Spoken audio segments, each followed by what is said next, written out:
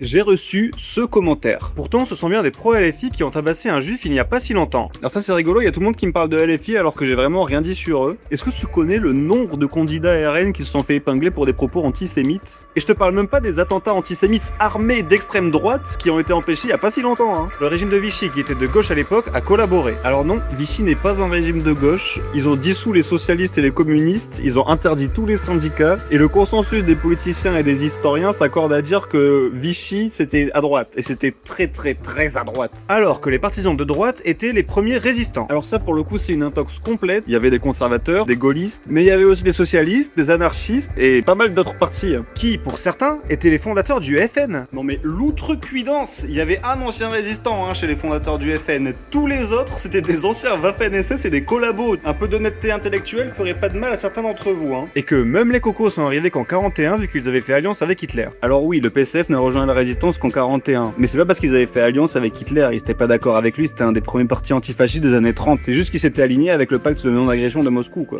Il y a aussi tous les gens qui disent que Hitler était de gauche parce qu'il y a socialiste dans le nom de son parti. Et en suivant cette logique, vu que je m'appelle Axel et que ça veut dire H en anglais, je m'en vais couper un arbre avec ma tête. Allez, bisous tout le monde.